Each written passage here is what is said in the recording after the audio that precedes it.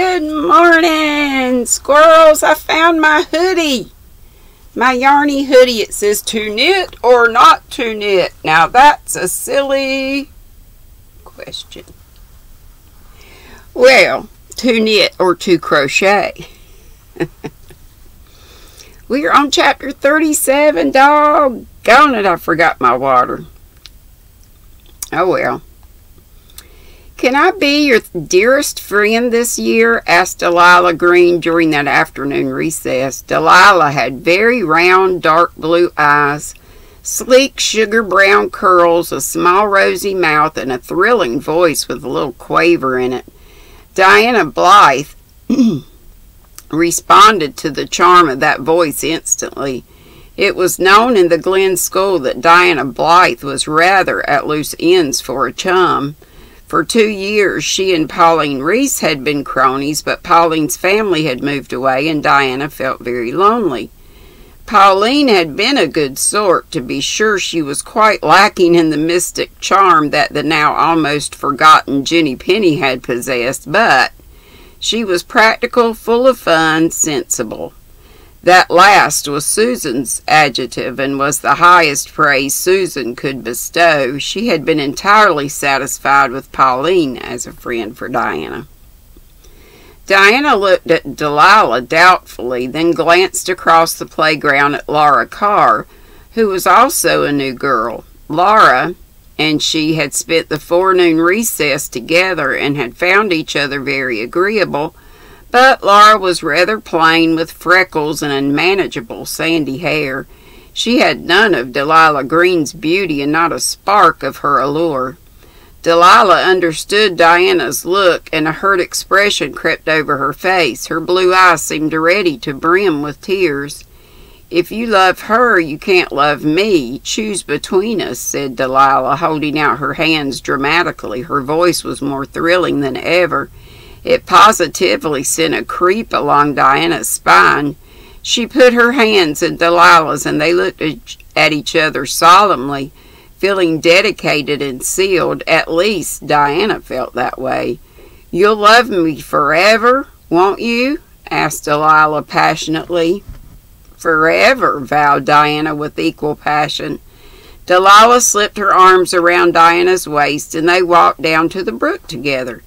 The rest of the 4th class understood that an allegiance had been concluded. Laura Carr gave a tiny sigh. She had liked Diana Blythe very much, but she knew she could not compete with Delilah.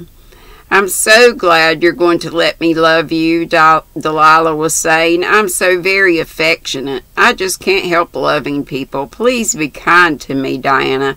I'm a child of sorrow. I was put under a curse at birth. Nobody loves me." Delilah somehow contrived to put ages of loneliness and loveliness into that nobody. Diana tightened her clasp. You'll never have to say that after this, Delilah. I will always love you. World without end, world without end, answered Diana. They kissed each other as in a rite. 2 boys on the fence whooped derisively, but who cared? "You'll like me ever so much better than Laura Carr," said Delilah. "Now that we're dear friends, I can tell you what I wouldn't have dreamed of telling you if you had picked her. She is deceitful, dreadfully deceitful. She pretends to be your friend to your face, and behind your back she makes fun of you and says the meanest things. A girl I know went to school with her at Mowbray's Narrows, and she told me, 'You've had a narrow escape.' I'm so different from that. I'm as true as gold, Diana."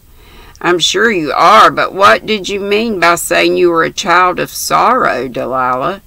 Delilah's eyes seemed to expand until they were absolutely enormous. "I have a stepmother," she whispered. "A stepmother? When your mother dies and your father marries again, she is a stepmother," said Delilah with still more thrills in her voice. "Now you know it all, Diana. If you knew the way I'm treated, but I never complain. I suffer in silence." If Delilah really suffered in silence, it might be wondered where Diana got all the information she showered on the Ingleside folks during the next few weeks. She was in the throes of a wild passion of adoration and sympathy for and with sorrow-laden, persecuted Delilah, and she had to talk about her to anyone who would listen. "I suppose this new infatuation will run its course in due time," said Anne. "Who is this Delilah, Susan? I don't want the children to be little snobs, but after our experience with Jenny Penny—" "The Greens are very respectable, Mrs. Dr. dear. They're well known at Lowbridge. They moved into the old Hunter place this summer. Mrs. Green is the second wife and has 2 children of her own. I do not know much about her, but she seems to have a slow, kind, easy way about her. I can hardly believe she uses Delilah as Di says." "Don't put too much credence in everything Delilah tells you," Anne warned Diana. "She may be prone to exaggerate a little. Remember Jenny Penny?" "Why, Mother, Delilah isn't a single bit like Jenny Penny," said Di indignantly. "Not one bit. She is scrupulously truthful. If you only saw her, Mother, you'd know she couldn't tell a lie. They all pick on her at home because she's so different, and she has such an affectionate nature. She's been persecuted from her birth. Her stepmother hates her. It just breaks my heart to hear of her sufferings. Why, Mother, she doesn't get enough to eat. Truly she doesn't. She never knows what it is not to be hungry. Mother, they send her to bed without any supper lots of times, and she cries herself to sleep. Did you ever cry because you were hungry, Mother?" "Often," said Mother. Diana stared at her mother, all the wind taken out of her sails of her rhetorical question. "I was often very hungry before I came to Green Gables, at the orphanage, and before. I've never cared to talk of those days." "Well, you ought to be able to understand Delilah then," said Di, rallying her confused wits. "When she is so hungry, she just sits down and imagines things to eat. Just think of her imagining things to eat." "You and Nan do enough of that yourself," said Anne, but Di would not listen. "Her sufferings are not only physical but spiritual. Why, she wants to be a missionary, Mother, to consecrate her life, and they all laugh at her." "Very heartless of them," agreed Anne, but something in her voice made Di suspicious. "Mother, why will you be so skeptical?" she demanded reproachfully. "For the second time," smiled Mother, "I must remind you of Jenny Penny. You believed in her too." "I was only a child then, and it was easy to fool me," said Diana in her stateliest manner. She felt that Mother was not her usual sympathetic and understanding self in regard to Delilah Green. After that, Diana talked only to Susan about her, since Nan merely nodded when Delilah's name was mentioned. Just jealousy, thought Diana sadly. Not that Susan was so markedly sympathetic either, but Diana just had to talk to somebody about Delilah, and Susan's derision did not hurt like Mother's. You wouldn't expect Susan to understand fully, but Mother had been a girl. Mother had loved Aunt Diana. Mother had such a tender heart. How was it that the account of poor darling Delilah's ill treatment left her so cold? "Maybe she's just a little jealous too, because I love Delilah so much," reflected Diana sagely. "They say mothers do get like that, kind of possessive." "It makes my blood boil to hear of the way her stepmother treats Delilah," Di told Susan. "She's a martyr, Susan. She never has anything but a little porridge for breakfast and supper, and a very little bit of porridge. Susan, I've given up taking sugar on mine because it made me feel guilty." "Oh, so that's why. Well, sugar has gone up a cent, so maybe it's just as well." Diana vowed she wouldn't tell Susan anything more about Delilah, but next evening she was so indignant she couldn't help herself. "Susan, Delilah's mother chased her last night with a red-hot tea kettle. Think of it, Susan. Of course, Delilah says she doesn't do that very often, only when she is greatly exasperated.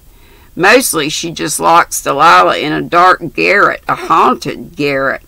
The ghost that poor child has seen, Susan. It can't be healthy for her. The last time they showed her in the garret, she saw the weirdest little black creature sitting on the spinning wheel humming." "What kind of creature?" asked Susan very gravely. She was beginning to enjoy Delilah's tribulations and Di's italics, and she and Mrs. Doctor laughed over them in secret. "I don't know. It was just a creature. It almost drove her to suicide. I'm really afraid she will be driven to it yet. You know, Susan, she had an uncle who committed suicide twice." "Was not once enough?" asked Susan heartlessly. Di went off in a huff, but next day she had to come back with another tale of woe. "Delilah has never had a doll, Susan. She did so hope she would get one in her stocking last Christmas. And what do you think she found instead, Susan? A switch. They whip her almost every day, you know. Think of that poor child being whipped, Susan." "I was whipped several times when I was young, and I'm none the worse for it now," said Susan, who would have done goodness knows what if anything had she would done goodness knows what if anyone had ever tried to whip an Ingleside child.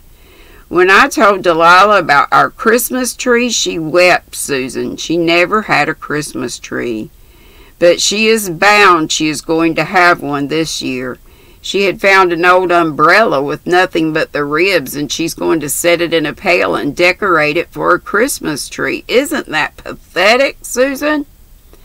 "Are there not plenty of young spruces handy? The back of the old Hunter place has practically gone spruce of late years," said Susan. "I do wish that girl was called anything but Delilah, such a name for a Christian child." "Why, it's in the Bible, Susan. Delilah is very proud of her Bible name. Today in school, Susan, I told Delilah we were going to have chicken for dinner tomorrow, and she said—" "What do you think she said, Susan?"